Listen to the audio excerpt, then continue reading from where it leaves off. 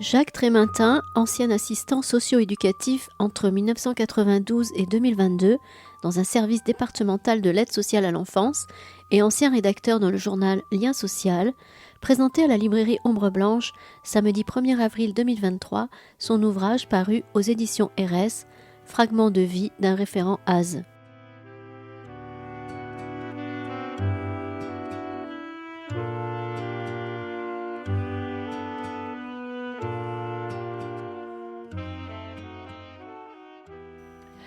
Alors, en tant que discutante, mon rôle, c'est de vous présenter Jacques dans quelques instants et de faciliter aussi le débat et les échanges avec vous, les participants.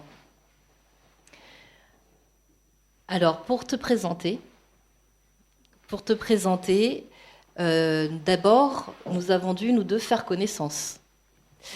Et c'est à l'occasion donc de la parution de ton livre, Fragments de vie d'un référent ASE, au cœur de la protection de l'enfance, qui vient de paraître aux éditions RS. C'est donc à cette occasion-là que nous avons été mis en lien et nous avons eu une série de 3 entretiens téléphoniques où nous avons pu, au fil de nos voix, apprendre à nous connaître. Ce que j'ai retenu de ces échanges, c'est que tu es d'abord un homme d'écriture, un homme de transmission et un homme d'engagement. Alors un homme d'écriture parce que nous te connaissons surtout en tant que chroniqueur et journaliste dans la revue Lien social, où depuis 30 ans, tu écris des billets, des analyses, des livres que tu lis, des interviews, des comptes rendus de colloques et de conférences. Un homme d'engagement, également, un homme d'engagement parce que on le voit bien au travers de ton livre, toute la passion et toute l'énergie qu'il faut mettre au service des enfants et des adolescents accompagnés. Et engagement aussi parce que c'était pas tout, parce qu'une fois que tu avais fermé ton bureau de référent ASE, tu ouvrais le bureau de directeur de centre de vacances et de loisirs. Et pendant 30 ans aussi, tu as été dans l'animation et tu écris aussi dans une revue spécialisée dans l'animation. Et un homme de transmission. Un homme de transmission également parce que Jacques intervient beaucoup dans les centres de formation et dans les colloques en tant qu'animateur. Et c'est aussi cet esprit de transmission qui infuse ton livre. Alors ce livre, c'est ton premier. Ce livre, c'est 157 billets, 157 tranches de vie, 157 recueillis, choisis parmi les 317 mineurs que tu as accompagnés en 28 ans, puisque tu as été référent ASE pendant, alors 24 ou 28, je ne sais plus, pendant 28 ans, dans un département du nord-ouest de la France. Et donc, c'est au travers de ces 157 billets, c'est autant de récits de vie, de ta vie à toi en tant que référent ASE, mais aussi de la vie de ces enfants, de ces adolescents, de ces parents que tu as accompagnés, que tu as rencontrés, que tu as côtoyés. Et on suit pendant tous ces récits ton quotidien pas vraiment ordinaire de référent ASE, et on est embarqué en tant que lecteur dans ce quotidien. Tu nous parles sans phare de la complexité du métier, de tes doutes, des moments où tu as trébuché aussi, de tes colères. Et tu laisses aussi quand même au lecteur finir presque. C'est comme s'il y avait 3 points de suspension à la fin de chaque billet, parce que c'est des billets qui sont assez courts. Et charge au lecteur, tu offres la possibilité au lecteur de se faire sa propre réflexion, de compléter la tienne, de se poser ses propres questions et d'en tirer ses propres leçons. Voilà ce qu'on peut dire en introduction. Et maintenant, je te laisse la parole avant de te poser quelques questions et puis on continuera la discussion. On a hâte aussi de connaître les remarques et les questions des participants, puisque en cet instant précis, toi qui as toujours analysé les livres des autres, te voilà l'arroseur arrosé et prêt à accueillir l'analyse des autres. Merci bien. Alors, je vais essayer d'avoir une voix assez basse, parce qu'en général, comme j'interviens sans micro dans des amphis, j'ai l'habitude de parler très fort. Donc si jamais vous sentez que ça vrille au niveau de votre tympan, vous me faites signe, je ne veux pas que vous sortiez moitié sourd de mon intervention. Avant de présenter mon livre, et moi il me semble peut-être important rapidement de rappeler ce que c'est que l'ASE, parce que je pense qu'il y a les spécialistes le savent, mais les profanes, je ne sais pas, nous avons peut-être affaire dans la salle à beaucoup de personnes qui connaissent bien ce secteur, et puis d'autres pas. Donc, pour ceux qui connaissent bien, ce sera une redite. Pour autrement, je vais donner quelques informations. L'ASE, on la connaît sous la forme d'autres intitulés dans la presse, dans les essais, dans les films, les téléfilms, on parle souvent des enfants de l'assistance ou les enfants de la DAS. C'est cette administration qui a beaucoup évolué depuis des dizaines d'années. Cette administration a changé de nom, mais a toujours eu exactement la même fonction, celle de charger par la société d'accueillir, d'accompagner les enfants victimes, les enfants en danger. Alors, en France, aujourd'hui, ça représente à peu près 320 000 enfants mineurs. Et ce qu'il y a souvent comme rumeur autour de l'aide sociale à l'enfance, c'est que c'est une structure, c'est une institution de placement. Mais il faut savoir que sur les 320 000 enfants, un peu plus de la moitié sont des mineurs placés, l'autre sont suivis en aide éducative. C'est-à-dire que ce sont des éducateurs qui passent dans les familles pour les accompagner, pour les suivre. Alors ça peut, au demeurant, apparaître très, très important quand on dit comme ça 320 000 enfants. Il faut savoir que ça représente un peu moins de 2% d'une classe d'âge. Alors 2% d'une classe d'âge, ça veut dire que si vous avez un collège de 500 élèves, ça représente à peu près 10 élèves, avec entre 5 et 6 qui seront placés et les 4 autres qui sont suivis, qu'on appelle en milieu ouvert. Pourtant, cette administration, elle a la particularité d'être en apparence très refermée sur elle-même. Il y a une avocate qui vient de sortir un ouvrage qui, dont le titre est « Les placements abusifs de l'ASE ». En fait, cette administration, on lui reproche tout et son contraire.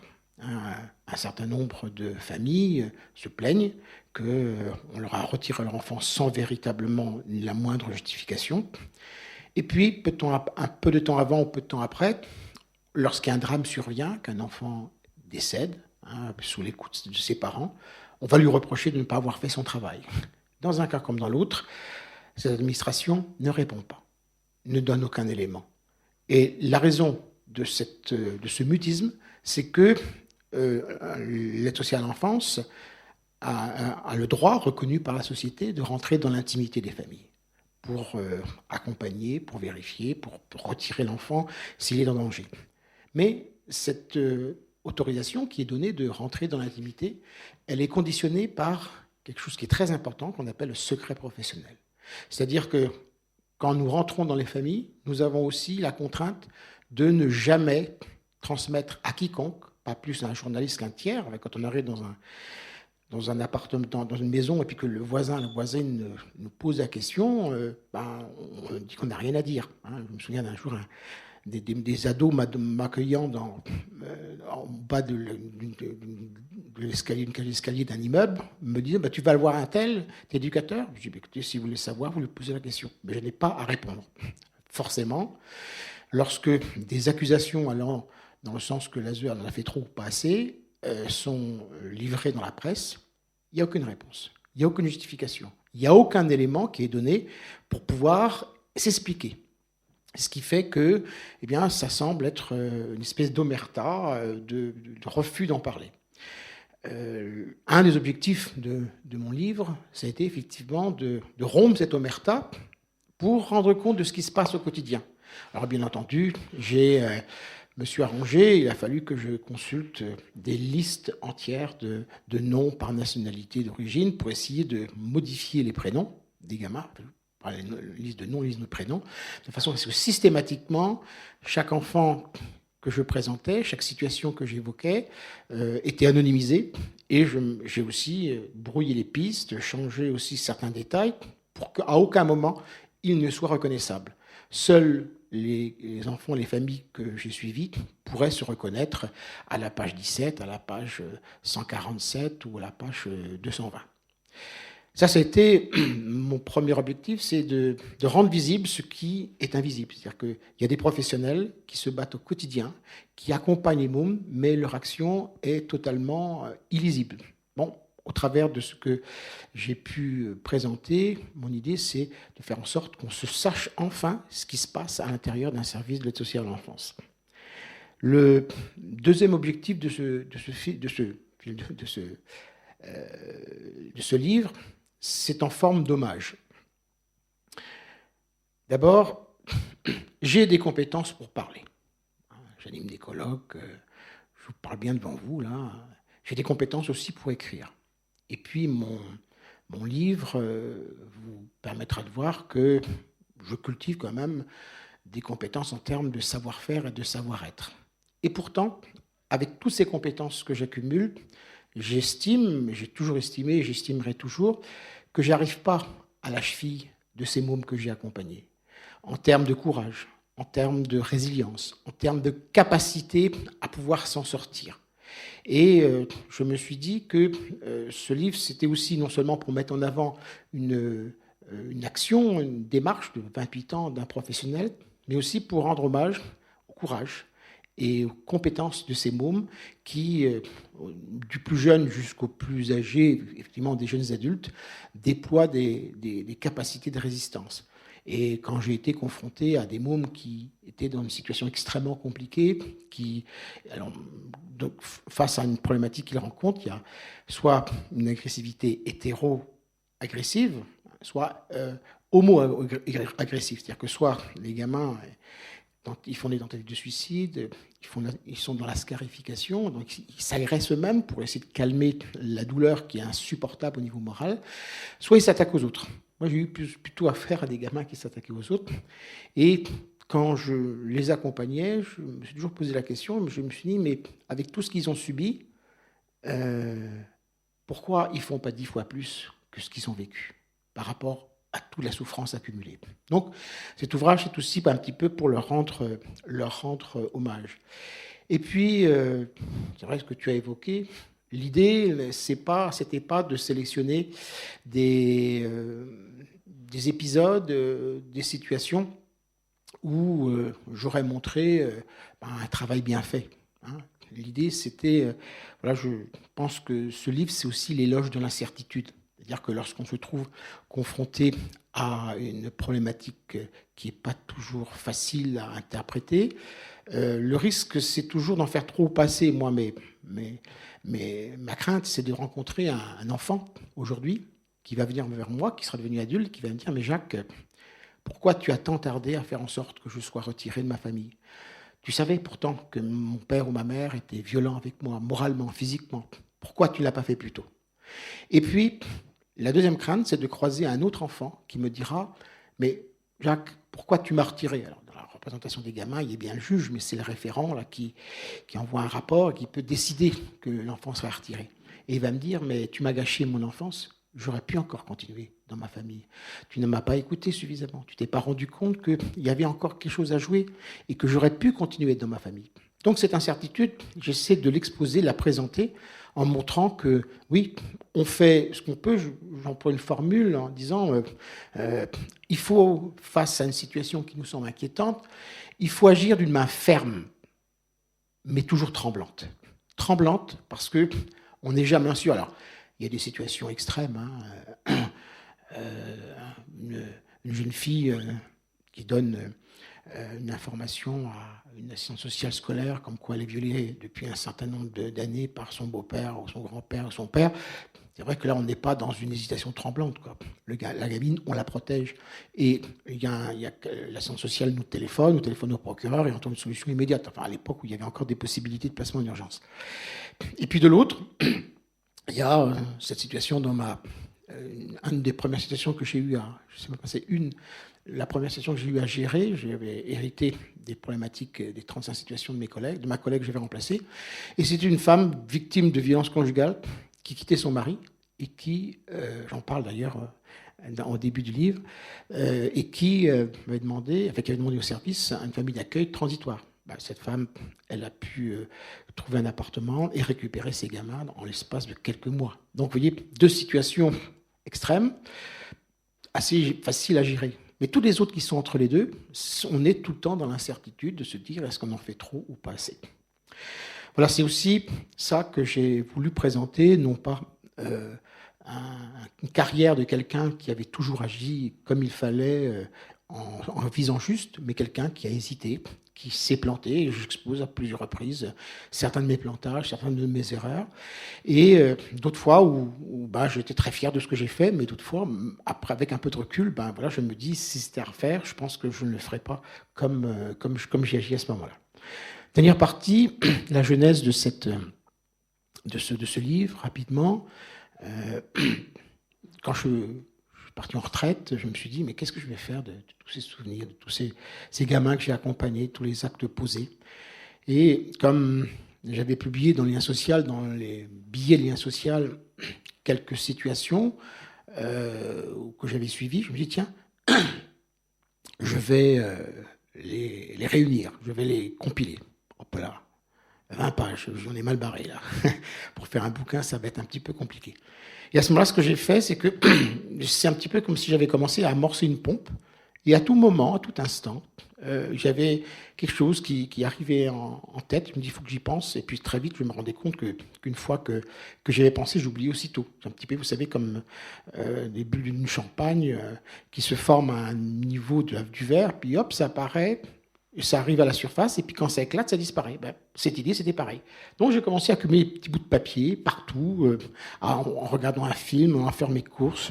J'avais une idée, alors je notais cette idée, puis je la mettais de côté, puis j'en faisais ensuite un petit texte.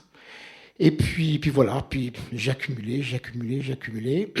Et puis après, je me suis posé la question, mais est-ce que je suis légitime, moi qui... alors que je suis un parmi ces milliers de professionnels qui auraient autant de choses à raconter, autant de choses à dire, encore plus passionnantes au moins que ce que je raconte. Et donc ça m'a bloqué un certain temps. Je me suis dit, mais est-ce que je ne suis pas dans l'usurpation, au point que j'avais fini par faire ce livre à la 3e personne. Je parlais du référent, il ceci, il cela. Et puis RS m'a dit, non, ça ne marche pas comme ça. J'avais même pensé à un moment publier avec un pseudo. Donc finalement, depuis je me soigne, j'ai fini par passer le pas. Et puis j'ai tout réécrit en mettant jeu. Alors j'ai relu, puis de temps en temps, je voyais une conjugaison où je n'avais pas tout à fait transféré du il au jeu. Et vous savez, un T qui devait, à la fin de la conjugaison, qui devait être un S, puisque je parlais à la première personne. Et puis voilà, me voilà lancé. Alors moi, ça me fait un peu penser au début où j'ai commencé à Lien Social et où Jean-Luc Martinet, qui est là, qui m'a écrit une lettre en me disant, parce que j'avais adressé une critique de livre par rapport à une fiche de lecture qu'il avait éditée, que son fils avait écrit. Et puis, quand l'enfant derrière la porte, et quand je l'ai... Enfin, je passe les détails, et puis quand j'ai reçu la première fois un numéro Lien Social, je me dis, c'est pas moi qui ai écrit ça, là, c'est quelqu'un d'autre. Enfin, j'avais un peu de mal à comprendre. Puis lorsque j'ai reçu le bouquin, je me suis dit, il est pas mal, il est joli. Et puis, j'ai eu la curiosité d'ouvrir le livre et puis d'essayer de lire. Et, alors que je connaissais par cœur, je ne sais pas combien de fois j'ai relu, mais ça me faisait bizarre en disant, voilà, c'est l'effet bizarre du fait d'être publié et puis de se dire, ben, est-ce que ça va vraiment intéresser des gens, quoi. Voilà. Donc, grosso modo, je finis cette présentation par cette hésitation. Encore aujourd'hui, je ne suis pas tout à fait convaincu que ça a de l'intérêt, mais bon, voilà, c'est parce que je me dis, est-ce que vraiment je dis des choses intéressantes. Voilà, ce sera effectivement le retour à un moment ou à un autre des lecteurs qui me convaincront complètement, quoi. Je vous remercie. En tout cas, de l'intérêt, bien sûr, il y est. Pour ceux qui connaissent, ceux qui sont initiés à l'aide sociale à l'enfance, mais pour ceux qui ne le sont pas également, parce que l'expérience que tu décris, elle est, c'est une mise en mouvement du corps, c'est une mise en mouvement aussi de la parole, de l'écoute, et ça vient vraiment mobiliser des compétences et des actes du corps humain, de l'être humain. Donc on peut vraiment le suivre sans aucune difficulté, même si on n'est pas du secteur. Et du coup, est-ce que parmi les participants, il y en a qui ne connaissent pas du tout l'aide sociale à l'enfance? Monsieur. D'accord. Et voilà, il me semble que ça aussi, ton livre, la grande vertu de faire connaître ce qu'est le métier de référent ASE. Et je me suis dit que parce que c'est un métier quand même qui souffre d'un manque de reconnaissance salariale, sociétale. Et je me dis que ça passe aussi par des partages comme tu le fais dans ton livre, et que c'est d'abord en faisant connaître qu'on peut aussi espérer un peu plus de reconnaissance de ce métier-là. Et qu'au fond, c'est un métier dont on ne parle pas. On parle un peu plus du métier de famille d'accueil, enfin d'assistant familial, mais le métier de référent ASE, beaucoup moins. Et donc dans ce métier, et de la manière dont tu le fais, il y a quand même une action permanente, une mise en mouvement permanente. Il y a de la rapidité. Enfin, ça donne l'image vraiment d'un train qui défile parfois à grande vitesse quand même, avec peu de moments d'interruption, sauf quand voilà, il est 19h et qu'il faut à un moment donné penser à rentrer à la maison. On perçoit l'adrénaline que c'est d'aller aussi vite, de rentrer aussi dans l'intimité des domiciles des familles.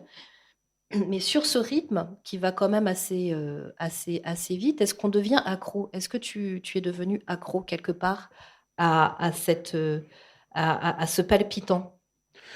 Je me considère comme un toxicomane. Toxicomane parce que il fallait toujours donner, mais le fait de passer d'une famille à une autre, alors toujours, moi j'ai toujours déployé une posture où je n'intervenais pas dans la famille pour leur expliquer comment il fallait faire. Parce qu'après tout, si je savais mieux faire qu'eux, j'avais qu'à prendre leurs gamins chez moi, si j'étais plus compétent qu'eux. Alors ça, c'était pas toujours le cas, mais ça m'est arrivé plusieurs fois d'arriver, de voir une famille me dire qu'est-ce que je vais faire? C'est très matin. Et moi, j'éclatais des rires, je disais, mais j'en sais rien. Pourquoi voulez-vous que je sache mieux que vous? Par contre, on est dans la merde. C'est pas vous êtes dans la merde, on est dans la merde. Vous, parce que le gamin venait de se faire encore virer éventuellement par un énième conseil de discipline après avoir fait transformer le collège en plateforme de vente de drogue, de hashish, cannabis. Voilà, je dis, nous, on va avancer ensemble. Et c'est vrai que c'était extrêmement stimulant parce que régulièrement, on était confronté à des situations. Alors, c'était pas toujours les mêmes. On avait quand même, sur les 35 situations, un certain nombre d'enfants où ça tournait à peu près, mais il y avait toujours des situations de crise. Et les situations de crise, on ne pouvait pas attendre le lendemain. Il fallait intervenir, donner. Alors, moi, j'étais dans une période historique où des solutions, il y en avait. On pouvait. Moi, j'ai souvenir d'un môme qui m'annonce une énième violence physique de la part de son père. Il était 19h, je dis je ne bouge pas. Hein. J'ai reçu le père, j'ai reçu la mère, j'ai reçu le grand frère, l'un après l'autre. Je lui ai dit voilà, comment on fait pour que vous ne finissiez pas en prison ce soir? Parce que le gamin, il était destiné à recevoir une raclée. Bon, je savais qu'il ne se finirait pas en prison, mais c'est une pression. Je suis rentré chez moi, j'ai préparé mon rapport de signalement, j'ai appelé une famille d'accueil, j'ai dit que je connaissais très bien, je lui ai dit est-ce que vous avez une place? Oui, vous me la gardez pour demain. Je suis arrivé au bureau de mon cadre et je lui dis tu as prévu un rendez-vous ce matin? Oui, à 9h, je dis t'en as plus. Voilà. Il y a un signalement à faire au procureur. Donc, je suis rentré dans son bureau, on a signalé, mais cette espèce de rapidité, comme quoi il faut interagir en permanence, et il y a une addiction, quoi. Je veux dire, ça nourrit, c'est pas même l'impression de sauver le monde, mais il y a une espèce d'excitation. Je me souviens, un autre gamin qui un jour m'a dit « Tu dois en avoir marre de moi ».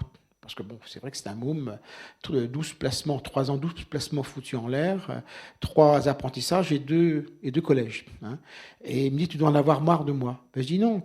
Il y a des gens qui se fixent un défi de traverser l'Atlantique dans une petite coque de noix pour faire un aller-retour ou aller à une destination d'un île. Enfin, je ne connais pas bien au niveau maritime, mais il y a des courses comme ça. Hein. Je dis, tu te rends compte, mais quel intérêt ils ont à traverser? Ils se lancent un défi à eux-mêmes et ils tiennent, ils dorment quelques heures par jour, ils ont un système, ils sont tout seuls, ces fameuses courses en solitaire. Et je leur dis, moi c'est pareil, mon défi, c'est de voir comment je vais réussir à pouvoir réagir, et à chaque fois qu'il y a un problème, une dynamique, c'est relever le défi, c'est réussir à le dépasser, c'est réussir à avancer.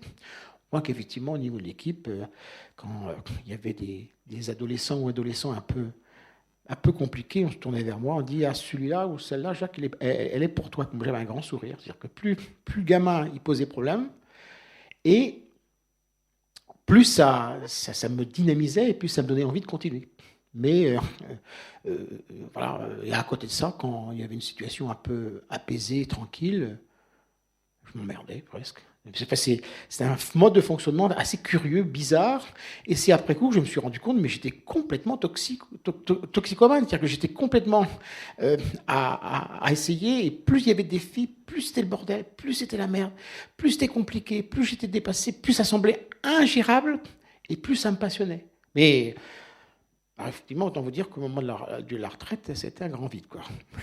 Et que, a priori, c'est ça qui remontait peut-être à travers la rédaction du livre. Oui, le besoin d'en faire quelque chose. Et je trouve qu'il y a aussi une dimension très créatrice. Enfin, c'est une création littéraire aussi, hein, à partir de ce vécu. Et du coup, si ça a été une passion, et que tu en as ressenti presque une addiction, est-ce que ça, tu trouves que, parce que tu l'écris, c'est toi qui l'écris, hein, pour toute passion, la passion suppose de renoncer à une part de sa liberté. À quelle part de liberté as-tu renoncé? Un moment, ma compagne, elle aimait bien regarder Plus belle la vie. Et puis moi, je trouvais ça un peu stupide. Alors elle disait, tu ne fais pas de commentaires, ça me plaît, tu m'emmerdes pas avec ça. On ne disait rien. Puis un jour, je passe dans la salle à manger, et il mettait en scène un éducateur dans un foyer. Et puis je m'assois pour voir comment ça fonctionnait. Et puis j'ai eu une réflexion un petit peu malheureuse. Je lui dis, c'est pas très représentatif. Hein. Puis à ce moment-là, ma compagne s'est tournée vers moi. Non, lui, il rentre pas à 21h tous les soirs. Je vais te laisser regarder la télé, et je me suis retiré de mon bureau. Mais voilà, j'ai la chance d'avoir une compagne qui a accepté, qui a reconnu et qui a toléré que voilà, cet investissement qui faisait qu'à un certain moment, elle exagérait, je n'étais pas tous les soirs à 21h, mais c'est vrai que c'était des horaires. Alors le matin, je mettais du temps à décoller quand même, mais c'est vrai que je ne regardais pas l'heure, parce que l'idée, c'était pas de dire, je donne un exemple dans le bouquin, à la fin d'une journée bien chargée, je consulte mon téléphone, et puis la secrétaire, elle me dit, il y a un gros problème dans cette famille, donc je téléphone, j'en avais marre de ma journée, et puis j'ai senti que c'était vraiment à feu et à sang, quoi. Donc je suis arrivé, alors j'ai fait la navette entre la chambre du gamin, l'adolescent qui était réfugié dans sa chambre et la salle à manger. Ils ne voulaient pas se parler. Mais c'était à feu et à sang, quoi. Donc, j'ai réussi à temporiser et à dire que on allait attendre le lendemain où je pourrais passer. Mais qu'est-ce que vous voulez faire dans ces cas-là? Vous dites, écoutez, j'ai fini ma journée de travail et je m'en vais. Voilà, on s'investit et on essaie de répondre. Mais dans ces cas-là, l'idée, c'est... On ne pense même pas qu'on va rentrer tard ou pas tard. À un moment, ça s'impose à soi. Voilà, c'était pas une question d'horaire, c'était pas une question de temps. C'est comment peut-on renoncer dans ce genre de circonstances? Alors, ça m'arrivait pas tous les soirs, mais quand ça arrivait, ça faisait partie du boulot, quoi. Et donc, effectivement, ça me faisait rentrer tard, ça me faisait ça ne m'empêchait pas d'avoir des vacances, même si une fois la secrétaire s'est foutue de ma gueule parce que je n'avais rien compris. J'étais persuadé, en fait j'avais pris 5 semaines et j'étais rentré au bout de 4 semaines. Alors elle me voit arriver et puis elle arrive et me dit, Jacques, c'est bien de venir là. Je dis, oui, je reprends le travail. T'as rien oublié? Je dis, qu'est-ce qui se passe? Je dis, t'étais en vacances jusqu'à lundi prochain. donc ça n'empêche pas, je travaillais pas le week-end. Donc j'avais quand même une vie de famille, mais c'est même pas un sacrifice, quoi. C'est un investissement. Et je dirais que j'ai même pas, à la fin de ma carrière, j'ai calculé l'équivalent de 3 ans d'heures supplémentaires sur 28 ans. Mais je m'en fous. Parce que, comme j'ai toujours dit aux stagiaires que j'ai reçus tout au long de ma carrière, je leur ai dit, tu auras vraiment compris le travail qu'on accomplit quand tu sauras qu'on reçoit autant qu'on donne. C'est pas du sacrifice, quoi. C'est de rentrer en contact avec ses enfants, voir leur capacité de réaction, la mobilisation de certains parents. Humainement, ils m'ont enrichi. Financièrement, pas trop, mais humainement, ils m'ont enrichi. Et cette expérience que j'ai vécue, je dirais que je leur dois plus qu'eux, ils me doivent. Donc, effectivement, les sacrifices, moi, sont infimes par rapport à tout ce que ces enfants et ces familles m'ont apporté. Aller au domicile, puisque c'est aussi le quotidien du référent ASE, c'est d'aller au domicile, contrairement à l'éducateur qui va travailler en institution. D'ailleurs, c'est une de mes questions. Pourquoi tu n'as pas travaillé en institution, en établissement, là où les enfants sont hébergés? Pourquoi avoir fait toute ta carrière en tant que référent ASE, alors qu'il y avait d'autres possibilités? Est-ce que tu y as pensé ou pas? Et donc ça, c'était une de mes questions. Et du coup, la question du domicile et d'entrer dans le domicile, surtout quand on n'aime pas le café, alors que la première question qu'on te pose, c'est voulez-vous un café? Mais en tout cas, le fait de rentrer dans cet intime qu'est le domicile des familles. Comment tu as appréhendé cette pratique qui a aussi ses singularités et qui demande une certaine posture, je suppose? Rentrer dans l'intimité des familles, c'est d'abord, moi j'ai toujours privilégié les rencontres au début des suivis. Je posais toujours la question aux familles, est-ce que vous préférez qu'on se voit dans le bureau? Alors le bureau, c'est un hôpital avec des murs blancs, c'est pas terrible. Ou bien est-ce que vous acceptez que je passe chez vous? C'est toujours la condition, c'est eux qui fixaient. Et je trouvais que c'était très intéressant parce que en rentrant chez elles, j'étais sur leur territoire. C'est-à-dire que je sonnais, on venait m'ouvrir. Après, les familles m'accueillaient là où elles avaient décidé. C'est le gamin qui décidait, soit dans sa cuisine, et je demandais à ce moment-là aux parents de sortir. Je leur disais toujours, de toute façon, votre fils ou votre fille va me dire des choses, je ne vous retransmettrai pas ce qu'il m'a dit. C'était la condition du travail. Et le gamin, la plupart du temps, il me proposait de le recevoir dans sa chambre. Et quand j'arrivais dans sa chambre, je lui demandais l'autorisation de m'asseoir. Et je me souviens, un jour, il y a un gamin qui, pour me mettre en boîte, m'a dit non, tu n'as pas le droit de t'asseoir. Donc, je me suis assis par terre. Il me dit, qu'est-ce que tu voulais? Je dis, tu ne m'as pas autorisé à m'asseoir sur ton lit. Moi, c'est toi qui es maître ici de ton territoire, de ton espace. Donc, c'est toi qui décides comment me recevoir. C'est-à-dire que, bien entendu, je ne rééquilibrais pas les relations de pouvoir. J'avais soit un mandat du juge, soit j'étais l'éducateur qui était censé régler les problèmes, ce que je déconstruisais très vite. Mais j'étais sur le territoire des gens. Ils me recevaient, ils m'accueillaient là où ils avaient décidé, et j'ai trouvé que c'était infiniment plus facile pour les personnes de moins se sentir finalement sous une espèce alors que dans un bureau, j'aurais été sur mon territoire, dans mes conditions, et ça est arrivé quelques fois, mais dans 99% des cas, je suis allé chez les gens. Et j'ai toujours été extrêmement bien accueilli, ça m'est jamais arrivé de me faire foutre à la porte. Mais voilà, j'étais sur leur territoire et toujours important pour moi, ils récupéraient une parcelle de pouvoir dans la relation que nous avions l'un par rapport à l'autre. Et là, pour répondre à la première question, c'est un peu le hasard. J'ai fait de l'internat quand j'étais au tout début de ma formation.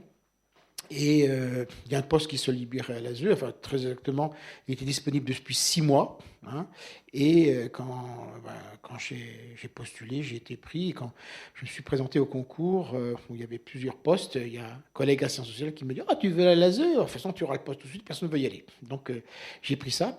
Et puis, ce qui s'est passé, c'est qu'à l'époque... Aujourd'hui, dans beaucoup de départements, il y a une quantité invraisemblable de cadres, de chefs qui sont nommés à tous les postes. Enfin, il y en a partout. Hein, Par contre, à l'époque, il y avait l'inspecteur à l'enfance et il y avait un cadre éducatif pour tout mon département. Hein. Et très rapidement, j'ai été mis dans le fait accompli, qu'il fallait que je me bouge, qu'il fallait que je prenne des initiatives. On avait chacun 35 situations, je ne pouvais pas m'appuyer sur les uns sur les autres. Et je crois que c'est une espèce d'addiction, parce qu'au bout d'un moment, j'aurais pu m'épuiser, mais très vite, j'ai été pris dans cette addiction, dans le plaisir de faire ce travail, de réagir au quart de tour. Ce qui fait que moi, j'ai des collègues, éducateurs spécialisés ou assistants de service social, qui ont tout un circuit. C'est-à-dire que là, ils décident, et c'est très bien, moi je trouve que c'est une très bonne ligne, un parcours tout à fait intéressant, qui choisissent de changer d'institution, de changer de public qui les encadre. Ils font tout un circuit, toute leur carrière. Moi, j'ai tellement été pris dans cette addiction que je suis resté jusqu'à la fin. Enfin, c'est vrai qu'au bout de 25 ans, j'ai un peu pété les plombs quand même, mais peut-être pas tant parce que il y avait la difficulté des situations, mais parce que je me sentais extrêmement coupable, parce que je n'avais rien à proposer. Et ce qui a un petit peu déclenché, c'est qu'un soir, j'étais dans une famille avec sa mère, une mère et son fils, et qui devait être placé depuis des mois. Seulement, il y avait de place nulle part. Donc la mère s'est adressée à moi et m'a dit « Monsieur Trématin, qu'est-ce que vous attendez ?» Parce que le père s'était pendu. Mais qu'est-ce que vous attendez? Que je me pende ou que mon fils se pende pour réagir et organiser le placement? J'avoue que je suis sorti extrêmement mal, quoi. D'ailleurs, je suis rentré au bureau et j'ai aussitôt fait un appel à tout le monde disant à tous les chefs dont j'avais les coordonnées au niveau de mon ordinateur, je leur ai dit, je vous préviens, s'il doit y avoir un passage à l'acte, vous porterez la responsabilité. Je pense que, bien entendu, il n'y a eu absolument aucun rapport de cause à effet, mais un sous-directeur de foyer départemental de l'enfance m'a dit « Ah, monsieur Trématin, on a une place. » Je pense que ça n'a rien à voir. Et là, j'ai commencé à sentir cette espèce de culpabilité, me dire « Mais j'ai affaire... » Enfin, au point qu'à un moment, j'avais une mesure à exercer avec une décision de placement. Je donne un premier rendez-vous, un deuxième rendez-vous, je porte close. Et au troisième rendez-vous, la mère m'ouvre. Donc, je fais connaissance de l'adolescent. Il dormait la nuit, il dormait le jour et jouait des jeux en ligne toute la nuit quand il n'allait pas cambrioler. Et puis, j'ai fait en fait une éducative à domicile. Et puis un jour, il y a eu une relation de confiance entre la mère et moi qui s'est tissée. Et la mère a fini par me dire, écoutez, monsieur Trématin, je sais qu'il y a une mesure de placement décidée par le juge. Je pense que c'est ce qu'il faut faire. Et je dis, non, madame, non, on va essayer de travailler ensemble. Parce que je savais que si on enclenchait la mesure de placement, il y avait de place nulle part sur le département. Donc, ça allait directement à l'échec. Et je préférais, donc on a continué, en faisant du milieu ouvert. Bon, j'ai réussi à trouver une place en ITEP, un institut de rééducation, où il n'est pas resté très longtemps, parce que là aussi, c'était un marché fort intéressant pour lui, pour son trafic de shit, donc ils ont fini pour le foutre à la porte. Mais voilà, à un moment, j'étais quand même épuisé, mais non pas par la difficulté, mais parce que voilà, je me sentais devenir complètement complice d'une institution maltraitante. Oui. Est-ce qu'il y a des espaces de régulation, de supervision? Alors, les espaces de régulation de supervision sont indispensables dans ce genre dans ce genre de circonstances. Eh bien, il n'y en avait aucun. Il a fallu attendre 2 ans avant mon départ en retraite pour que l'institution en mette en place. Donc, les espaces de régulation, c'était la réunion d'équipe où nous nous retrouvions à 12, chacun avec 35 situations. Forcément, ce n'était pas un lieu de régulation, c'est un lieu où chacun apportait, ça prenait parfois le tiers de la réunion, où chacun apportait les situations les plus urgentes et on essayait de les gérer collectivement pour sortir le collègue ou la collègue du stress dans lequel il se trouvait. Et la situation s'est notablement détériorée depuis mon départ. Je suis parti en 2019. Aujourd'hui, en tout cas, dans mon département, il y a un turnover des professionnels, de jeunes professionnels, sur une délégation de la préfecture de mon département.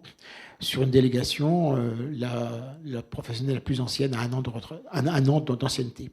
Donc, je pense que les professionnels sont usés.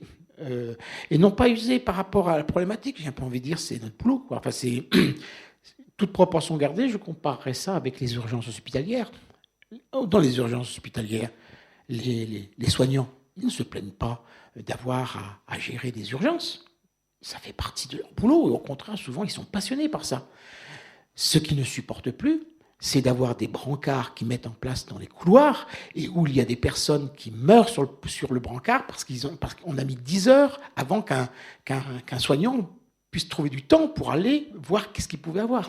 Donc, c'est pareil, je pense que dans ce boulot-là, c'est pas du tout les difficultés auxquelles on s'est confronté, c'est le fait de ne rien avoir. Dans mon département, il y a 280 enfants qui ne sont pas placés parce qu'il n'y a pas suffisamment de place. Et les référents, à eux, ont pour boulot, non pas de faire un projet pour l'enfant, mais trouver un endroit où on va pouvoir le placer, où on va pouvoir avoir un lit le soir. Donc, je pense que c'est ça qui m'a beaucoup usé. Mais ce que j'ai vécu, en tout cas, pendant 28 ans, c'est un paradis par rapport à ce qui se passe maintenant. C'est vrai que quand on lit ton livre, on se dit mais quelle prise de hauteur sur les situations, quelle analyse, quel recul. Et donc moi j'étais persuadée que soit il y avait des espaces d'analyse des pratiques dans ton institution, soit toi-même tu avais décidé de ton côté de mettre en place une supervision. Mais en fait ce n'est pas le cas. Et l'hypothèse qu'on a fait tous les deux aussi, c'est que sans doute aussi ce travail d'écriture au long cours, au travers de liens sociaux et puis au travers du livre, mais que ce travail d'écriture avait sans doute été aussi pour toi une ressource pour prendre cette hauteur sur ton vécu. Je pense que ça a été essentiel, puisque grâce à Lien Social, j'ai assisté à beaucoup de colloques, plus encore que je ne l'aurais fait si je n'avais été simplement qu'éducateur référent. Le fait parce que quand on assiste à un colloque, on reçoit plein de choses, mais le fait d'en rendre compte et de le rendre compréhensible dans un article qu'on va soumettre à la lecture de différents lecteurs, amène à assimiler. Et puis, je me souviens des fois en colloque, écouter quelqu'un parler et de dire « mais c'est pas possible, il connaît telle situation, il a vu, il connaît un tel ou une telle. Il est en train de parler d'une situation que je suis en train de suivre et sur laquelle je suis bloqué. » Et puis, donc, le fait d'entendre, le fait de beaucoup lire aussi, puisque je tenais la rubrique lire, donc ça m'a amené toutes les semaines, quand le lien social était hebdomadaire, 2 livres par semaine, 4 livres maintenant qu'il est tous les 15 jours. Donc tout ça, ça m'a abreuvé, ça m'a fait fonctionner. Et puis je ne pouvais pas ne pas faire le rapport entre ce que je vivais au quotidien professionnellement, ce que je lisais, ce que j'écoutais. Donc ça m'a servi effectivement de ressources pour avancer, mieux comprendre et analyser. Parce que finalement, là, il y a autant de situations, de problématiques qu'il y a d'enfants ou de familles, mais il y a, je dirais, des difficultés qui sont qu'on peut mutualiser au niveau de l'interprétation et de la compréhension. Donc, quand j'ai lu, par exemple, un livre sur la scarification ou plusieurs ouvrages, quand j'ai rencontré ces mécanismes, ces passages à l'acte auprès d'adolescents ou d'adolescentes, j'étais mieux préparé à l'interpréter, à le comprendre. Et ainsi de suite pour plein de thématiques et plein de sujets, quoi. Alors, ma question, la question suivante, je pense, va faire réagir les participants, surtout si certains d'entre vous travaillent à l'aide sociale à l'enfance. Tu dis qu'il faut faire attention à ne pas trop psychopathologiser les situations.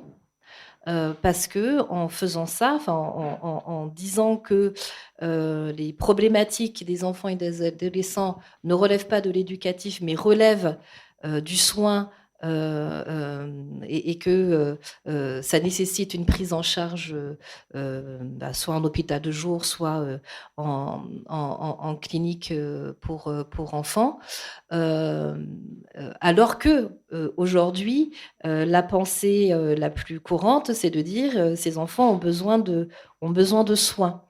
Les établissements sociaux décrivent souvent le manque de moyens, qui n'ont pas les mêmes compétences, qui n'ont pas les mêmes moyens que dans le sanitaire et qui ne sont pas du coup à même de s'occuper de ces enfants et qui sont dans l'impasse et se sentent démunis.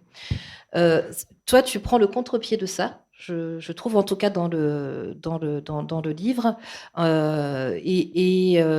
en disant attention, parce que si on pense comme ça, que ça relève pas du social mais que ça relève du sanitaire, on se défausse aussi de notre responsabilité en tant que service social. Je préfère être confronté à des situations que je considérais comme des énigmes que j'étais incapable d'identifier et de comprendre. Lorsque une gamine dont je me suis occupé et pour qui j'avais trouvé un stage en entreprise, travaille dans une boulangerie. Les 4 premiers jours, je passe voir le patron, il dit elle travaille très bien, elle est à l'heure tous les jours, c'est super. Le vendredi matin, en une matinée, elle part avec la caisse. Je m'occupe d'une plus jeune, c'est une adolescente, elle avait 9-10 ans, et suivie en milieu ouvert, assez classique, une gamine assez dure, une mère très demandeuse, mais que j'essayais de valoriser en disant mais vous y arrivez, elle était pleine de doutes, je dis mais si, vous faites bien, regardez comment vous êtes capable de répondre aux problématiques qu'elle pose. Et puis la gamine un jour, elle prend le chat, elle le met dans un sac, elle ferme le sac, et elle balance dans la rivière d'à côté. Et quand sa mère arrive, elle lui dit « J'ai fait une bêtise » et elle lui explique ce qu'elle avait fait. Alors, moi je préfère dire « Je sais pas ».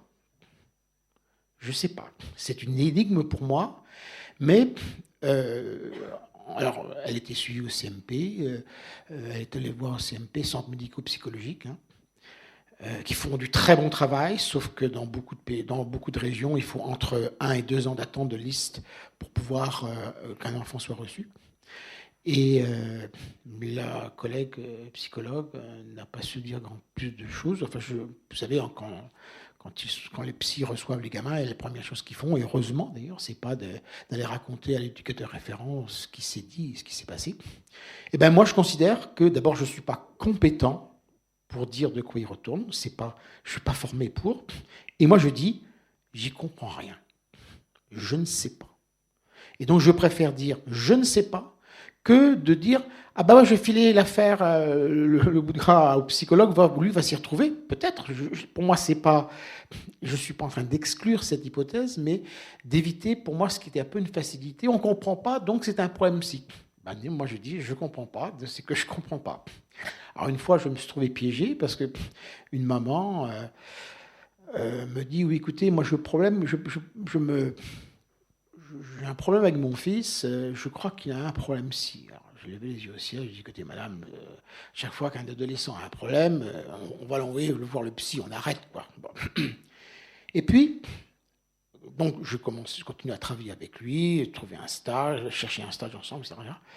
Et puis un jour elle me dit, vous savez, je m'inquiète parce que je l'ai surpris l'autre jour avoir une grande conversation avec le poisson. Je dis oui, il mettait en boîte. Non, c'était un vrai dialogue. Et puis il avait l'impression que le poisson lui répondait. Enfin, j'avais l'impression qu'il y avait un dialogue et qu'il entendait les paroles du poisson, quoi. Alors je me suis dit, bon, là j'atteins le niveau de mon niveau de compétence. Et puis, à un autre moment, la fois suivante, il allumait, il relevait la lumière, il atteignait ça pendant un long temps, quoi. Éteindre, allumer, éteindre, allumer. Bon, là, je me suis dit, peut-être aller voir le CMP quand même. Donc, on est allé voir, et là, je suis tombé sur une équipe géniale. Hein. Il y avait un psychiatre, des infirmiers. Ils ont reçu le gamin que j'ai accompagné les premières séances. Tout de suite, ils l'ont reçu, plutôt que de le mettre sur liste d'attente. Ça remonte à quelques années. Et puis après, il a vu un psychiatre. Enfin, ça a duré quelques mois. Et après, la psychiatre a demandé à me voir et m'a dit...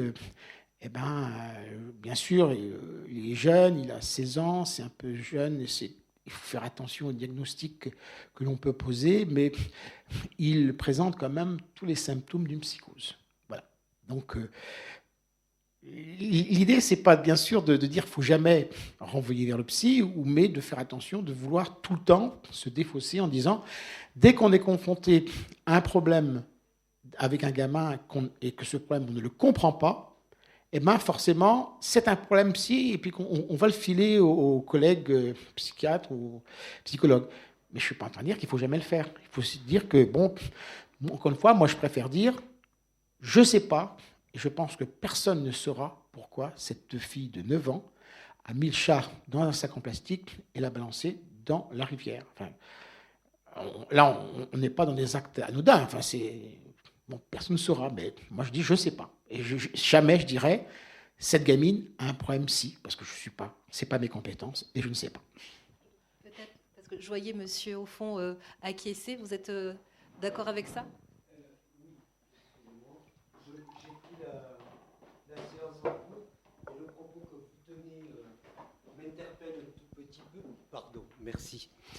Oui, je disais que le propos que vous tenez m'interpelle un tout petit peu parce que je suis ancien enseignant et que dans le cadre de la scolarité, lorsque l'enseignant est confronté à des comportements dits anormaux, alors après reste à poser la question de savoir ce qu'est la normalité, parce que ce qui peut être la normalité pour les uns ne l'est pas pour les autres, mais qu'effectivement, par cette différence-là, on a tendance toujours à être de manière catégorique sur une problématique d'ordre psy, qu'elle soit psychiatrique ou psychologique. Hein, parce que la seule différence, et bien que là encore je reprendrai un terme que vous avez utilisé, je ne suis pas compétent, mais l'un médicalise, l'autre ne médicalise pas.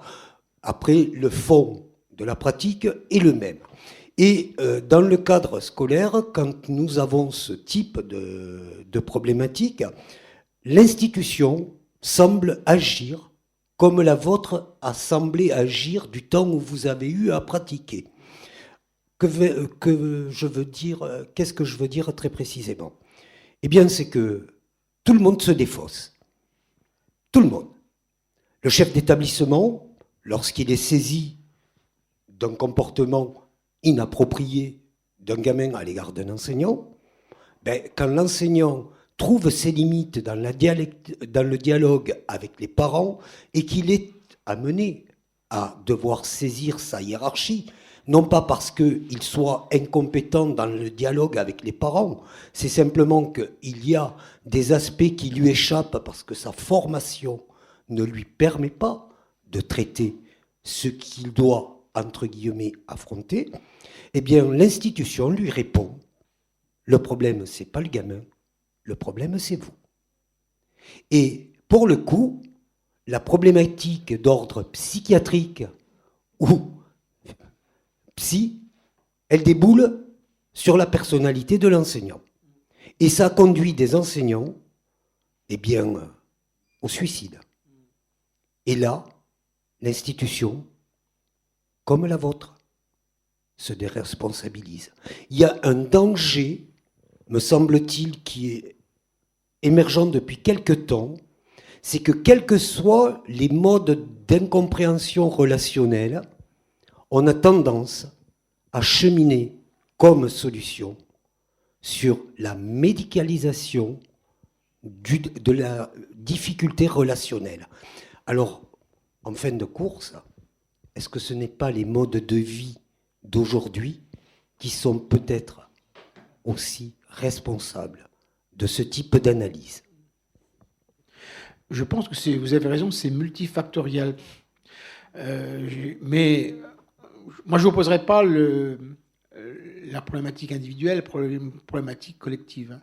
Et il y a tellement de facteurs qui rentrent en ligne de compte que vous en avez soulevé certains qui sont tout à fait justes à mettre en avant.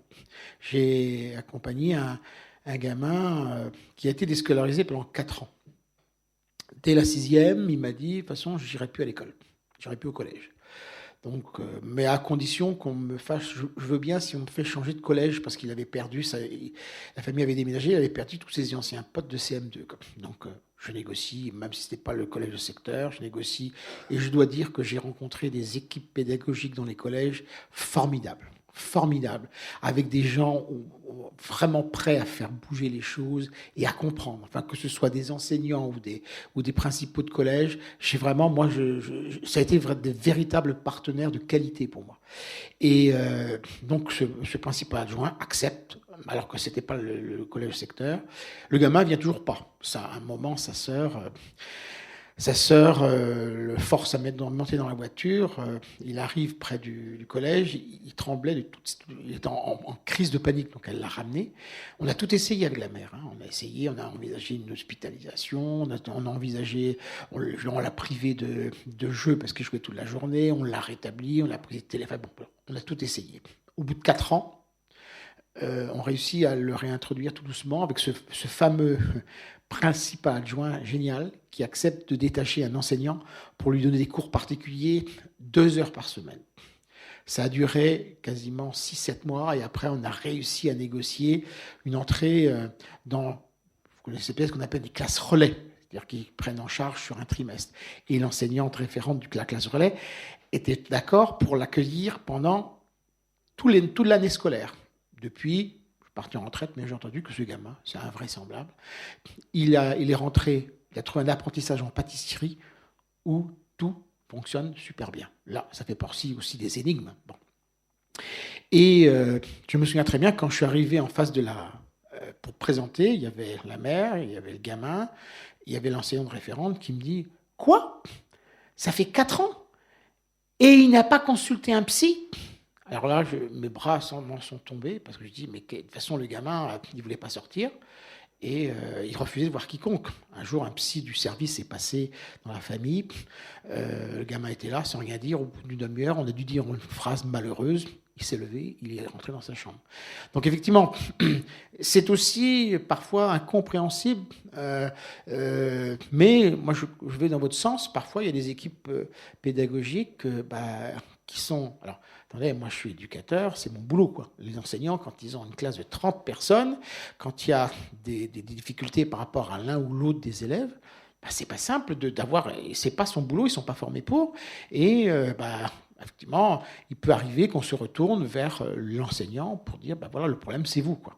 Mais d'autres fois, il y a des exclusions de la part, concernant l'enfant. Enfin, il y a de multiples possibilités, mais je reviens encore dans cette idée. L'intervention le concours des psychologues est quelque chose d'essentiel, mais ça ne doit pas être la tarte à la crème. À chaque fois qu'on a une situation d'un gamin qu'on ne comprend pas, pour moi, la première chose à dire, c'est on ne comprend pas. Voilà. Et on va essayer de trouver, ce qui n'empêche pas parallèlement de se poser des questions sur le côté psycho. Merci beaucoup. Il me semble que c'est très difficile de dire je ne comprends pas. Hein. Il faut pouvoir se sentir étayé, quoi, et se dire qu'on va pouvoir travailler ce fait de ne pas comprendre avec d'autres. Enfin, vous voyez, d'être en lien et en réseau, quoi, pour pouvoir reconnaître je ne comprends pas et que ça soit intéressant et dynamique, quoi, de pouvoir se dire je ne comprends pas. Hein, ça veut dire on va mettre quelque chose à l'œuvre. Voilà, mais si on sent qu'on ne peut pas justement mettre quelque chose à l'œuvre, vous voyez, là il me semble qu'on ne peut pas dire je ne comprends pas, vous voyez, on ne peut pas se le dire, quoi. Vous voyez, enfin, c'est ce que je me dis aujourd'hui parce que les travailleurs sociaux sont très isolés, il me semble. Vous voyez, il y a un état du social qui est le contexte, hein, où il y a beaucoup de discontinuité. Et cette discontinuité fait qu'il y a un ensemble de choses qui ne peuvent pas se passer. Parce qu'il y a des choses qui peuvent se passer, du point de vue des interactions, que si il y a des étayages possibles, il y a des interlocuteurs trouvables, il y a des conversations qui peuvent s'engager. Voilà, s'il y a un processus d'étayage, quoi, qui est mobilisable. Hein, et si on est trop dans la discontinuité, ou si le contexte produit trop de discontinuité, alors à ce moment-là, je pense qu'il y a quelque chose qui effectivement n'est pas assumable. Hein, assumer de pouvoir penser je ne comprends pas, hein, donc c'est bien, je ne comprends pas, je vais voir avec qui je peux essayer de comprendre quelque chose, etc. Donc dans ce cadre-là, le psy fonctionne comme une pensée magique, hein, c'est-à-dire voilà, bon, il doit exister quelque chose, hein, une instance quelque part, un médicament ou un psy magique, hein, donc il y a une sorte de régression à la pensée archaïque, à la pensée magique, qui me paraît inévitable. Voilà, je sais pas, moi j'avais envie aussi de vous poser des questions par rapport à l'état du social, c'est-à-dire aujourd'hui, comment on peut fabriquer du dispositif, de la réponse, de l'action sociale d'une façon cohérente.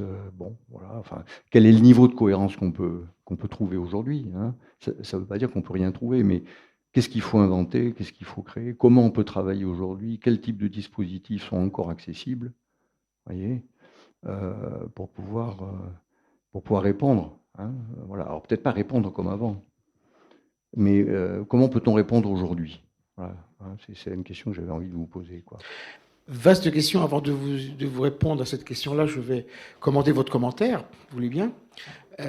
C'est vrai que quand moi j'affirmais je ne comprends pas, c'était pour déconstruire cette représentation du sachant, de l'expert. Hein. Mais quand je dis je ne comprends pas, c'était je ne comprends pas, bye, je m'en vais.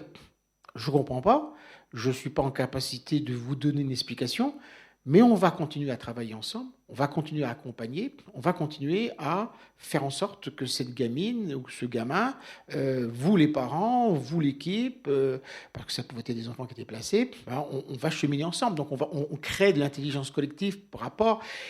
Mais l'idée, c'était surtout pas de vous dire, moi je suis un distributeur, il suffit de mettre un jeton et j'ai une réponse à tout. Non, j'ai des réponses, j'ai des hypothèses. Et d'ailleurs, quand j'avais une forme d'hypothèse à formuler, c'était aussi une façon pour moi d'avancer sur une piste sans affirmer que c'était ça, quoi. Donc on était dans la continuité malgré tout.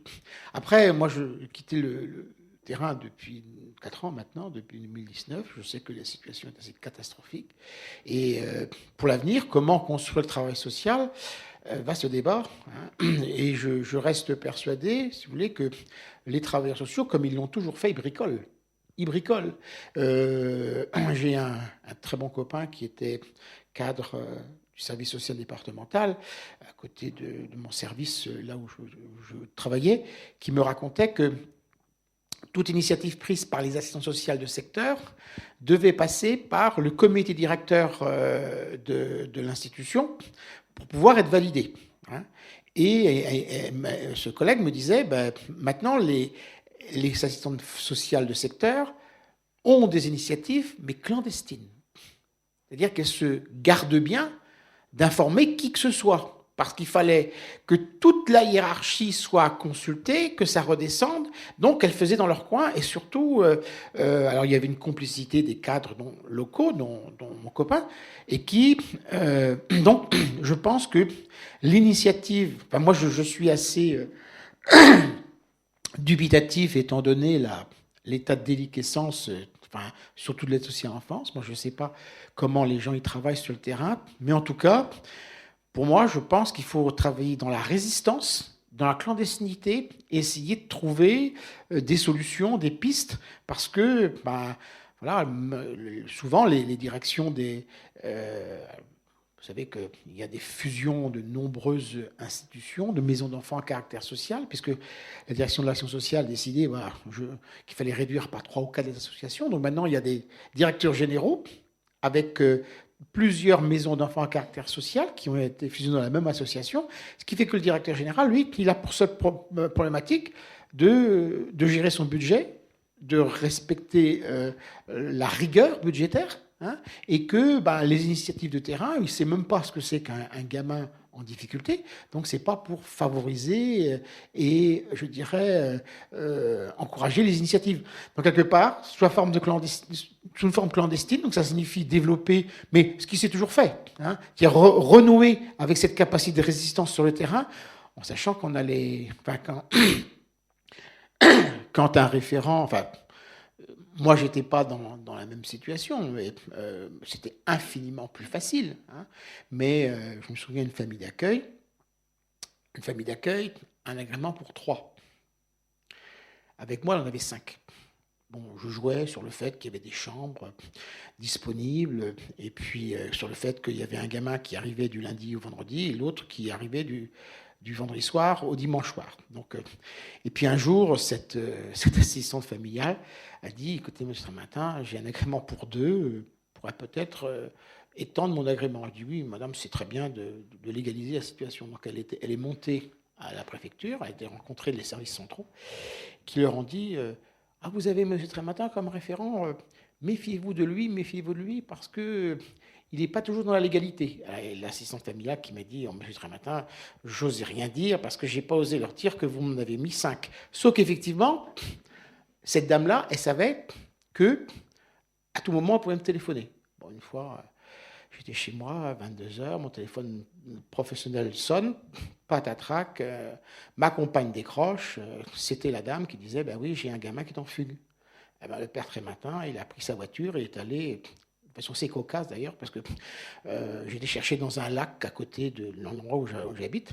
Et quand j'ai raconté ça, et puis je trouvais qu'il y avait plein de gens qui se balayaient. Qu'est-ce qu'ils foutent à 22h là, c'est bizarre, il fait nuit. Et puis quand j'ai raconté ça au service le lendemain, ils se sont tous foutus de ma gueule, parce qu'en fait c'était un lieu pour échangistes.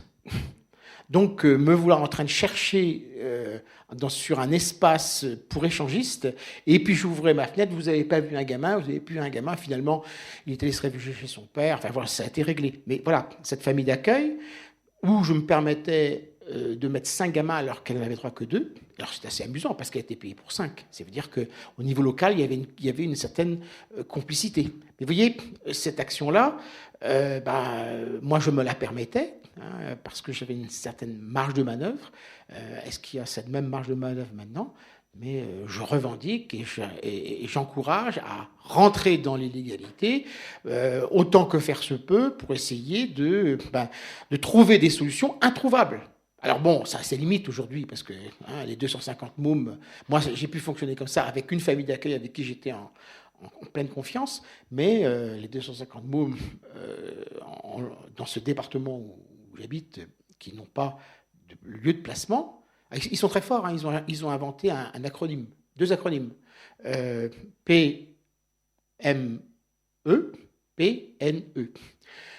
Parce qu'ils sont très forts, les technocrates. Hein. C'est-à-dire qu'ils sont capables de trouver des places pour nos gamins, mais ils ont trouvé l'acronyme PME, c'est placement mal exécuté. Donc ils ont une case, ils peuvent mettre tous les gamins qui ont été placés chez des tiers, mais qui ne sont pas dans des lieux faits pour. Et PNE, c'est placements non exécutés. Donc des gamins qui sont en danger, mais qui sont encore dans leur famille. Donc effectivement, on arrive à un point de saturation où mes petites magouilles telles que je les expose n'ont pas grand sens, quoi. Mais peut-être que c'est aussi comme ça qu'on arrivera à cultiver en espérant que sur le terrain, les gens, ils partent pas, quoi. Parce qu'au bout d'un moment, on s'épuise, et à une vitesse infiniment plus grande que mon propre épuisement, quoi, monsieur, au fond, là. Oui. Je ne sais pas si j'ai répondu à votre question. Et je voulais savoir aussi s'il y avait des référents ASE parmi les participants.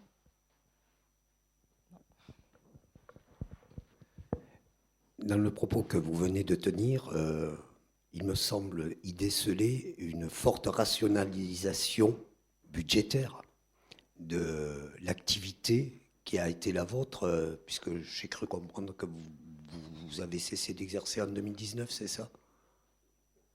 Oui, tout à fait. Oui, d'accord. Et est-ce que vous ne voyez pas à travers cela la manière dont on rationalise tout aujourd'hui, parce que la problématique que vous évoquez à l'égard de la protection de l'enfance, je vous dirais que pour le secteur qui a été le mien et que j'ai évoqué tout à l'heure, nous l'avons aussi. Et que j'ai cru déceler dans un propos légèrement antérieur que vous aviez eu, ou qu'il y avait eu un turnover incroyable, puisque vous évoquiez, sauf erreur de ma part, pour l'ancienneté de la personne, 1 an.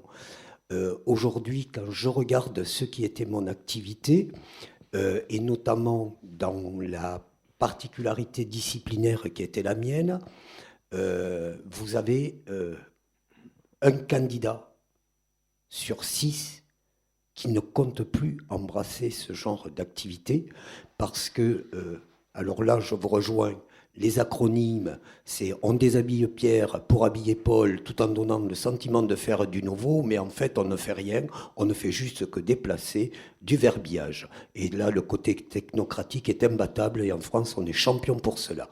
Mais quand on demande effectivement quelle solution apporter, il me semble qu'on n'y apporte que des raisonnements purement mathématiques, et ce au détriment de lui-même. Et dès lors que cette variable-là est perdue, en quoi le raisonnement tenu reste-t-il valide ? Je pense que vous abordez quelque chose d'essentiel qui est ce choix qui est fait par nos gouvernements depuis 40 ans, qu'ils soient du centre, comme actuellement, soi-disant, de droite ou de gauche, pour favoriser la compétitivité de nos entreprises. Et pour favoriser la compétitivité de nos entreprises, il faut attirer les capitaux qui se baladent sur l'ensemble de la surface de notre planète sans aucune limite. Et donc les capitaux, il faut les attirer par du dumping social, c'est-à-dire réduire les services sociaux, les services publics, réduire les impôts, réduire les charges, rendre le marché du travail le plus fluide possible. Donc effectivement, on est dans un mouvement massif qui consiste à savoir comment on va attirer tel ou tel capital de telle ou telle grosse fortune pour pouvoir créer, non pas créer des emplois, mais acheter des emplois. Effectivement, on paie des gens pour parce que les entreprises ne créent pas d'emplois. Les entreprises vendent, achètent de la force de travail. Bon. On est dans cette logique-là, mais ce qui est assez ennuyeux, c'est que c'est le discours de la gauche à la droite, quoi. Et que chaque parti, chaque gouvernement applique exactement la même politique, et que les services sociaux en subissent les conséquences. Les conseils départementaux ont eu la consigne, parce que vous savez qu'au niveau des budgets, il y a une répartition. C'est-à-dire que les collectivités locales peuvent, à certains moments, recevoir ce qu'on appelle des dotations d'État. C'est-à-dire qu'une collectivité qui est plus riche, on va lui prélever pour pouvoir faire en sorte que la collectivité qui est moins riche, par exemple celle qui a beaucoup d'entreprises sur son territoire, va recevoir effectivement des prestations, des impôts plus importants, elle va être plus riche. Donc il y a une espèce de péréquation. Mais tout ça, ça passe par l'État. Et là, l'État a dit, il n'y aura plus rien.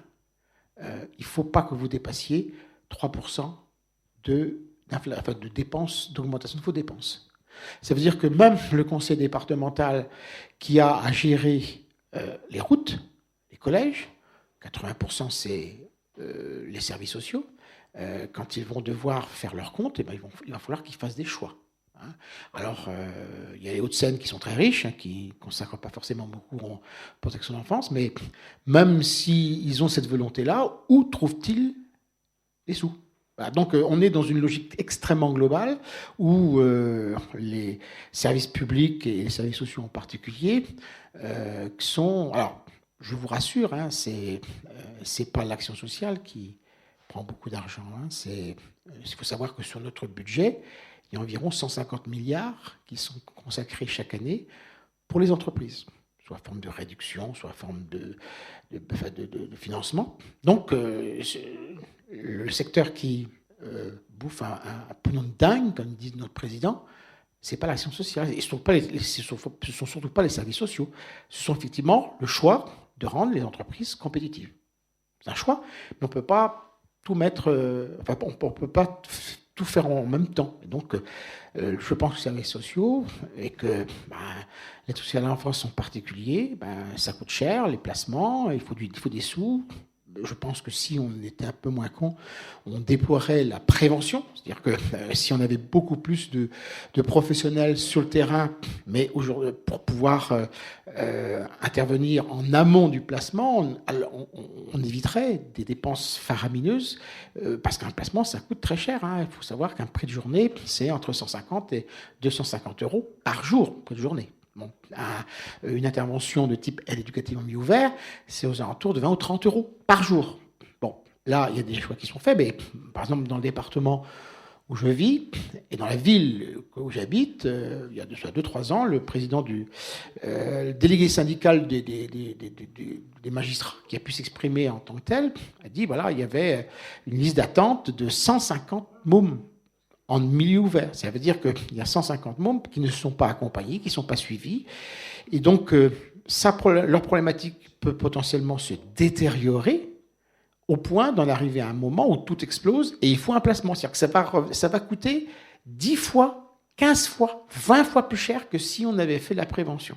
Donc, mais pourquoi le conseil départemental ne va pas dépenser de l'argent? C'est pas parce qu'ils se mettent de l'argent dans leur poche, c'est parce que les budgets ne sont pas suffisants. Que au niveau de notre société, le choix est fait et de réduire l'argent consacré aux services sociaux, parce que comme vous rappelez-vous ce que M. Macron nous a dit lorsqu'il a fait sa brillante intervention par rapport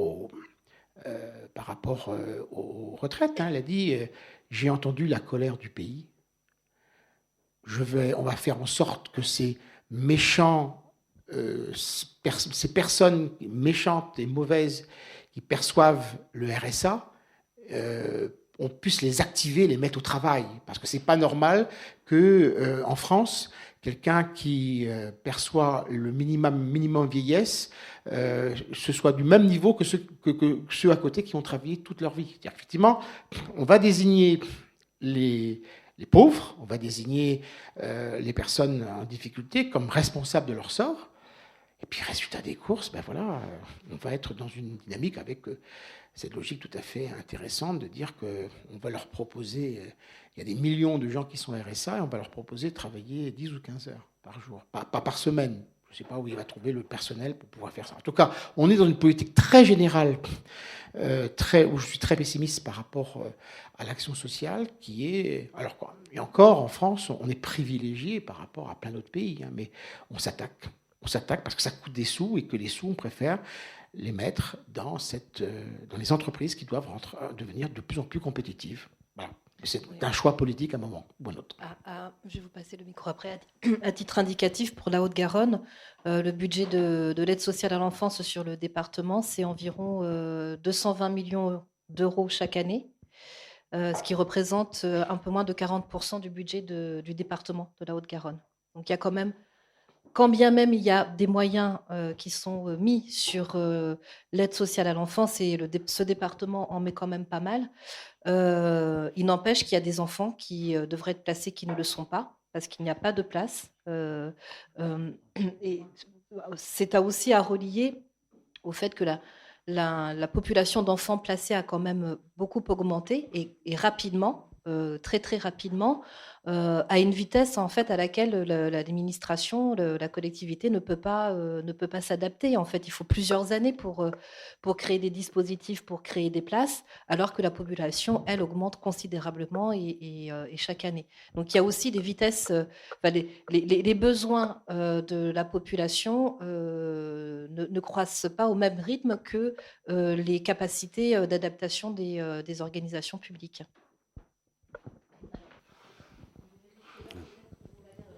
Il est 4h30 et 4h30. Alors pour le coup, je vais rebondir un tout petit peu sur ce que vous venez de dire. Il est vrai que nous avons une population qui croît sur la région et le département de manière plus particulière. Ceci dit, comme nous sommes rentrés dans la fameuse logique comptable que vous venez d'énoncer, c'était prévisible. Le problème, c'est que dès lors qu'on raisonne sur 5 à 10 ans, plutôt que de raisonner sur 2, 3 ou 4 décennies, effectivement, on se trouve être pris de court. Et pour ce qui est de ce que vous avez énoncé, et fort bien d'ailleurs, me semble-t-il, ou du moins pour moi, c'était fort bien énoncé, c'est que effectivement, d'un point de vue des rentabilités, ou les fameux seuils de rentabilité que l'on a aujourd'hui dans nos existences, puisque finalement on les a au quotidien aussi à titre individuel, eh bien, elle pose ces problématiques que vous avez soulevées, et que malheureusement, il me semble, et peut-être suis-je dans l'erreur dans ce que je vais vous dire, que on est en train de nous modifier et le mode de pensée et le mode sociétal pour le caler sur le mode anglo-saxon. Et que c'est, me semble-t-il, cette rationalisation qui conduit, quels que soient les services, alors le vôtre pour ceux qui étaient chargés de l'enfance, et même si le budget éducatif en termes de l'État, je crois qu'il est ou le premier ou le second au niveau gouvernemental, tout au moins par les chiffres qui sont en permanence énoncés, il y a quand même une forme de recul dans le secteur qui est le vôtre, mais je le constate aussi dans le nôtre, et que notamment depuis qu'on a le classement PISA, la France ne cesse de décliner dans toutes ses qualités d'apprentissage, et pourtant elle fut un pays de référence par le passé, et que malheureusement, la première des compétences que les gamins acquièrent aujourd'hui, ce n'est pas un savoir, mais celui de savoir coller des documents ou du papier dans des cahiers. Donc voilà, là encore, c'est une forme de rationalisation, et il me semble que c'est peut-être violent ce que je vais vous dire, et je m'en excuse auprès de l'Assemblée. On est en train de faire des abrutis dans ce pays, qu'on est en train de calmer avec de l'opium chiffré, et que ce qu'on veut, c'est purement des exécutants qui n'ont plus réellement cette capacité à essayer de réfléchir par eux-mêmes, et qui devraient fonctionner, je dirais, un peu comme l'IA, de manière automatique. Alors, l'humain dans tout ça, une fois de plus, que ce soit dans le secteur qui a été le vôtre ou celui qui a été le mien, je repose la question, où est-il ? C'est pour ça que ce sera ma dernière réponse, puisqu'on est arrivé à la fin. Madame avait une question aussi. Oui, mais en tant que tu peux lui passer. Ben, il faut. C'est pour ça que ça confirme tout à fait mon appel à la résistance. Oui, moi je voulais revenir à des choses extrêmement concrètes, parce que je pense que vous l'avez dit clairement, il y a un manque de budget réel au niveau de l'ASE pour des gamins, des gamines qui sont en difficulté. Moi j'ai le cas en région parisienne, c'est pas ici, d'un gamin qui, bon là, va sortir de prison au bout de 15 jours, mais qui, quand il a dû être encadré par un éducateur, il a vu une éducatrice dans son département 6 mois après que le juge l'ait notifié, 6 mois après, et je pense, ça c'est il y a 1 an et demi, 2 ans. Je pense que ce séjour en prison, là, actuel, et je sais pas ce que ça va donner pour la suite, parce que bon, trafic de drogue, enfin, vous imaginez bêtise sur bêtise, bien évidemment, hein. S'il y avait eu, et c'est évidemment pas les éducateurs que j'incrimine ici, c'est le manque de moyens, parce que je crois qu'en 1 an et demi, enfin d'après ce qu'il m'a été dit, il a vu une éducatrice 3 fois. Jouant au malin à chaque fois et se moquant de l'éducatrice, ben oui, mais hein, on peut s'attendre à ce type de comportement. Mais il y a une autre chose, alors il y a ce manque de moyens pour ceux qui sont déjà là en difficulté. Et il y a une autre chose qui m'interpelle beaucoup, c'est que bon, l'ASE, si j'ai bien compris, suit des enfants et des ados jusqu'à leur majorité. Et quid de la suite? Parce que j'avais lu des chiffres absolument alarmants, mais à un point, c'est-à-dire que un sans-abri sur 2 est quelqu'un qui est passé par... C'est 25%.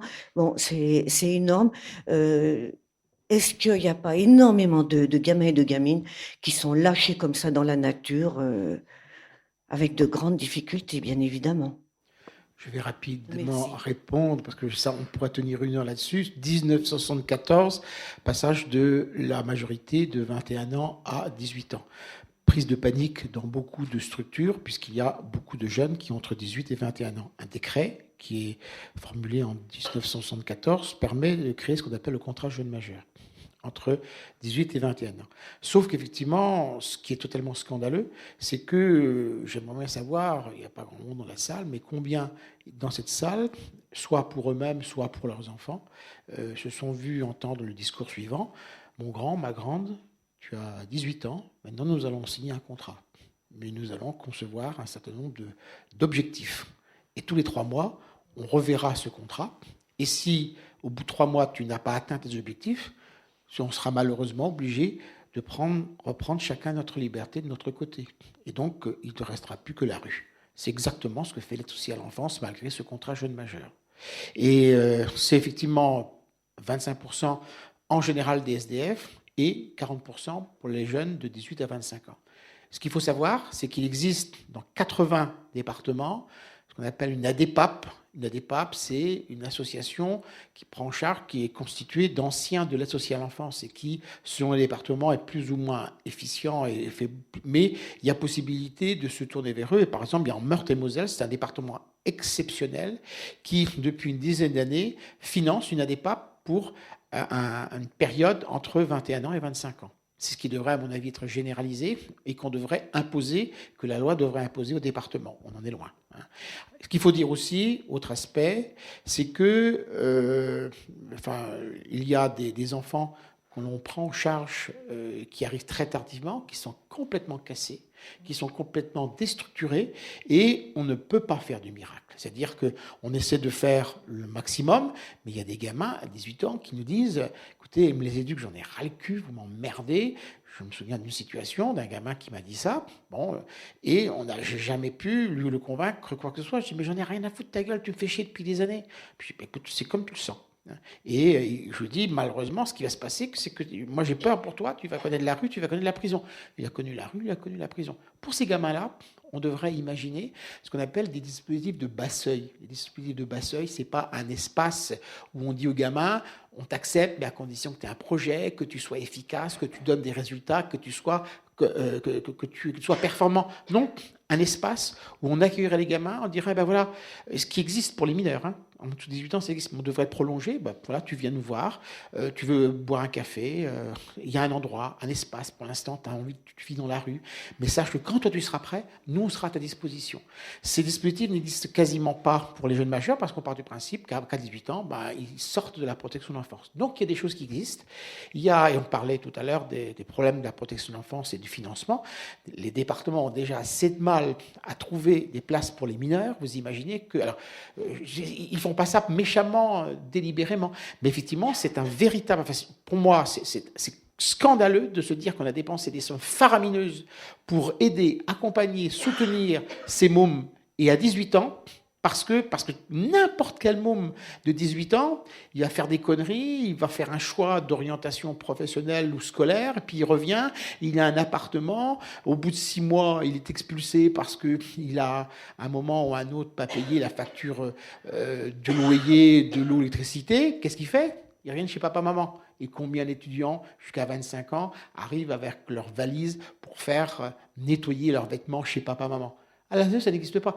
Je connais par contre des familles d'accueil qui continuent à recevoir les mômes. Et pour terminer par une belle histoire qui doit certainement faire partie de l'une des derniers billets, j'ai reçu une carte il y a de cela 1 an, une carte postale qui m'avait été transmise dans mon service et qui est arrivée chez moi. Et c'était une belle photo où on voyait un couple âgé, 3 filles, et 2 garçons qui avaient 30-35 ans. Eh bien, le premier garçon, il a été accueilli alors qu'il avait 3 mois. Le deuxième garçon, il a été accueilli alors qu'il avait 9 ans dans cette famille d'accueil. Ils sont restés en lien en permanence dans cette famille d'accueil. Après, ils ont réussi leur vie. Et à 35 ans, les 3 filles de ce couple d'accueil ont dit à leurs parents, c'est nos petits frères. Donc nous, on veut que vous les adoptiez. Et la carte que j'ai reçue, c'était pour m'annoncer que ces 2 garçons qui avaient 35 ans étaient adoptés en adoption simple. C'est pour dire qu'il y a aussi des enfants qui sont dans la prolongation qui continuent à être accueillis et puis qui restent en contact et qui viennent présenter leurs enfants et considèrent que la famille d'accueil, c'est les grands-parents. Ça existe aussi. Donc, il y a 40% des moins de 25 ans qui sont SDF, ok. Mais il y a aussi, c'est-à-dire qu'il ne faut pas inverser, c'est pas parce qu'il y a 40% des SDF qui sont passés par l'ASE qu'il y a 40% des jeunes de l'ASE qui deviennent SDF. Et donc, il y a aussi de très belles histoires. Seulement, le problème, c'est que, vous savez, c'est le syndrome du train qui arrive en retard. Hein. Je suppose que demain, vous avez un TGV ici? Je ne sais pas, ça arrive depuis Paris, c'est une liaison directe? Non. Ben, vous avez une liaison qui arrive avec 2 heures de retard. Ça va faire la une des journaux. Les journalistes vont se précipiter pour dire, regardez, la SNCF, par contre, tous les jours, il y a des trains qui arrivent à l'heure. Eh bien, l'aide sociale à l'enfance aussi, tous les jours, il y a des histoires formidables qui se passent, il y a des familles d'accueil formidables, il y a des établissements qui font très bien leur travail, seulement, on va aller chercher les mauvais exemples. Je ne dis pas qu'ils n'existent pas, hein. Les gestions catastrophiques, et ça va faire la une des journaux parce que pourquoi? Parce que ça fait du buzz, et puis que, voilà. Mais je ne suis pas en train de dire que ça n'existe pas. Ça existe, il faut le combattre, il faut le dénoncer. Mais il faut aussi rendre hommage à tous ces professionnels, des maisons d'enfants, des foyers départementaux de l'enfance, des familles d'accueil, qui font excellemment leur travail, et tous ces milliers d'enfants qui disent aujourd'hui, hein, parce que les fameuses ADEPAP, Association départementale des anciens de l'ASE, hein, avant c'était jamais plus l'ASE, il y a de cela quelques années à l'époque de la DAS, parce que les ADEPAP ont été créés en 1942. Aujourd'hui, c'est heureusement l'ASE, elle nous a sauvé la vie. Donc, il y a les deux. Merci beaucoup Jacques et merci à vous, chers participants. Donc nous voilà au terme de cette discussion. Je trouve qu'on a pu quand même aborder plusieurs facettes du métier et on a largement aussi débattu de la facette politique et des aspects politiques de ce métier et puis des institutions auquel ce métier est rattaché. En conclusion, moi, ce que j'ai envie de partager avec vous, c'est quand même ce besoin d'avoir des espaces de dialogue sur les dilemmes, sur les limites institutionnelles, et que je crois aussi qu'on peut pâtir aujourd'hui d'un manque d'espace pour se le dire, tout simplement. Alors non pas que ça va tout régler, mais que déjà en ayant la possibilité entre différents acteurs de se dire ensemble ce qu'on ne comprend pas, ce qu'on n'arrive pas à faire et nos limites, c'est aussi se donner les possibilités de faire autrement et de retrouver aussi une puissance d'action, une puissance aussi de création, de bricolage, hein, parce que le bricolage est aussi une forme de création, et que je crois aussi que ton livre témoigne de cet art du bricolage, de cet art de la rencontre et de la relation d'aide qui est au cœur de toute chose, et qu'on ne peut qu'inviter à demander, à multiplier, quand on a le pouvoir de les créer, à créer ces espaces de dialogue, comme on le fait aujourd'hui. Merci à tous. Et on peut aussi renvoyer à ton site internet qui est très actif, et on peut suivre tes billets, et tu l'alimentes encore très régulièrement. C'est Jacques Trémantin. Non, Trémantin. www.trémantin.com.